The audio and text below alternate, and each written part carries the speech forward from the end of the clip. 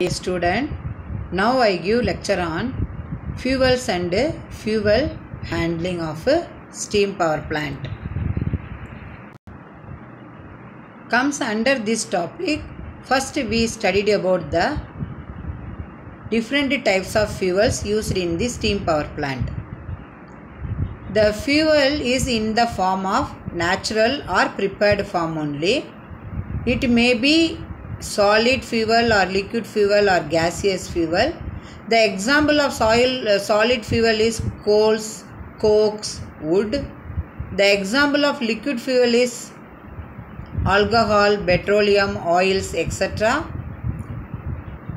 The gaseous fuels, that is, the coal is a mixture of carbon, hydrogen, oxygen, nitrogen, sulfur, moisture and ash, which is mostly used in the thermal power plant.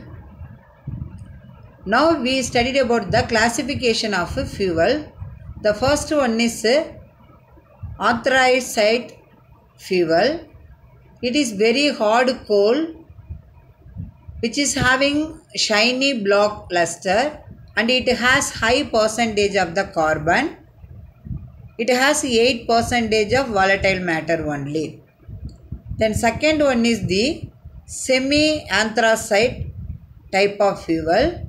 It occurs in small quantities and is not used for steam generation. That is, it is not used for steam generation. The percentage of the carbon is less. It burns with longer and more luminous flames. The third type of the fuel is bituminous. This type of fuel has a high percentage of volatile matter. It burns with long yellow and smoky flames. Next classification of fuel is semi-bituminous. It is the highest grade of the bituminous coal. It burns with a very small amount of smoke.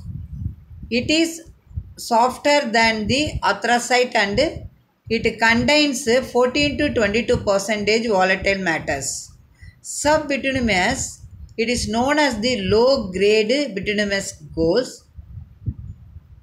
The sub-bituminous breaks into pieces when exposed to air and require careful attention during storage of this type of fuel. The last one is lignite. The lignite referred to as a brown coal. It is a soft brown combustible sedimentary rock formed from naturally compressed peat. It is considered the lowest rank of coal due to its relatively low heat content. It has a carbon content around 60 to 70%. Then the analysis of fuel. In order to find the commercial value of the coal, two tests are performed for the analysis of fuel. One is proximate analysis of fuel, second one is ultimate analysis of fuel. The first one is proximate analysis of the coal. It gives good indication about heating and burning properties of coal. The second one is this test gives the composition of coal irrespective of moisture, volatile matter, ash and fixed carbon only. The second one is ultimate analysis of coal. It is the best and test the enable us to know the chemical composition of coal with respect to the elements like carbon, hydrogen, oxygen, sulfur, nitrogen and ash. Nevertheless, the chemical composition is very useful in combustion calculators and it is also to find the composition of flue gases. For the most purpose, the proximate analysis is quite sufficient. The next, fuel handling. The fuel can be done manually or mechanically. The mechanical handling is adopted as it is reliable and economical. The large quantity of the coal is required to be handled every day, so therefore the mechanical handling of fuel has become necessary for steam power plant. The main requirement of the coal handling plants are reliability, soundness, simplicity, requiring a minimum of operatives and a minimum of maintenance. Then, what are the steps carried out in the fuel handling? Now you see the flowchart of various steps of fuel handling. The first one is the delivery of coal. The delivery of the coal may be delivered by the sea or river or rail or road. The selection of proper method of coal delivery from the coal mine to the power station depends upon the first one is system capacity, that is a ton per hour. Then location to the plant with respect to rail or water facilities available, and location of available outside storage. The last one is overhead coal bunkers. This is the first step, delivery of coal. The next process is unloading. The unloading is nothing but in unloading the choice of equipment will depend on the how the coal is received. That is the unloading. Then now you see the flowchart. Next step is preparation. The preparation is nothing but before feeding to the that means the coal before feeding to the combustion chamber or the boiler becomes necessarily it is unsized coal is brought to the site. So therefore it is sizing and is desirable sizes for the purpose of storing and firing. The coal preparation plan may be include the following operations, that is crushers, sizers, dryers, magnetic separators. First the unsized coal is crushed by the crusher, then sized by the sizer, then dried by the dryer, and then separated by the magnetic separators. The next step is transfer, that is transport. This means the carrying coal from the unloading point to the storage site from where it is discharged to the firing equipment.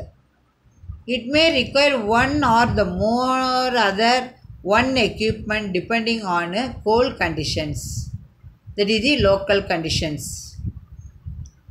The equipments which are used for the purpose may be one or more of the following purposes: one, belt conveyors, screw conveyors, bucket elevators, grab bucket converters, that is the conveyors, and then skip hoist, and then flight conveyors.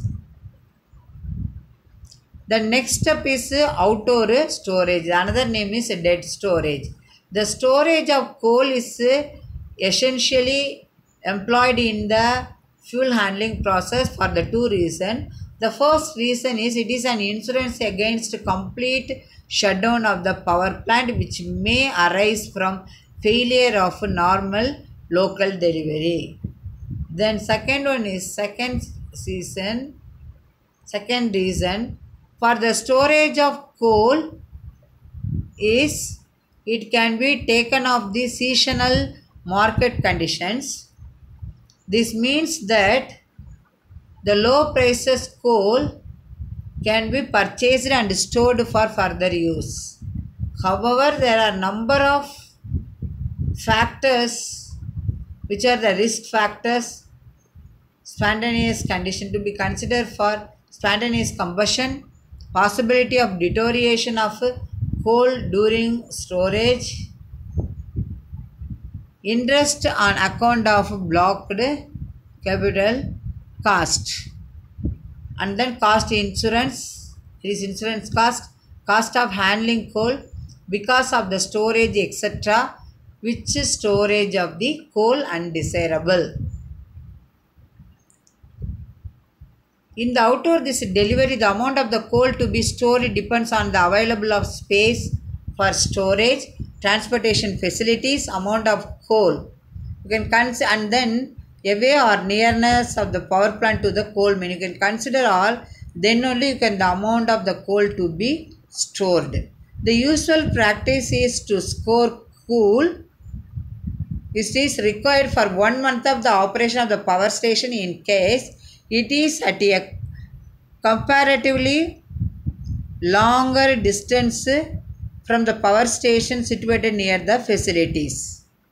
Storage of coal for longer period is nothing but it is advantages, not advantages, because the state above it blocks the cost and results in deterioration of the quantity of the coal. The coal received at the power station is stored, which are dead storage in the form of piles laid directly on the ground. So these are the steps carried out in the fuel handling devices. The next step is indoor storage, that is live storage. Outdoor storage means dead storage, indoor storage means live storage. Such type of storage constitute coal requirements of the power plant per day. The live storage can be provided with bunkers and coal pins. The next step is in-plant handling. This refers to the handling of the coal between the final storage to the firing equipment. In case the simple stoker firing only shed may be required to feed the coal from storage bunker to firing units. In addition to these gates and values may be included in the system to control the flow accordingly to load on the plant. The pulverized fuel firing system require equipments. What are the equipments required for pulverized fuel firing system? Pulverizing mill, feeder, weighing and shed only. The coal weighing. It is nothing but the cost of fuel is the majority running cost of the plant. Therefore, it is necessary to weigh coal and unloading point. That is the at unloading point. That means it is necessary to weigh the coal at unloading point, and also it is used as feed to individual boilers. A correct measurement of the coal enables one to have an idea of the total quantity of the coal delivery at the site. The weighing bridge, the belt scale or the automatic recording system which are used to weigh the fuel. So these are the various steps in the fuel handling. Students, in this lecture video, you clearly understand what are the steps carried out in the coal handling or fuel handling, and then what is the type of fuel used in the steam power plant. Thank you, student, for watching this video.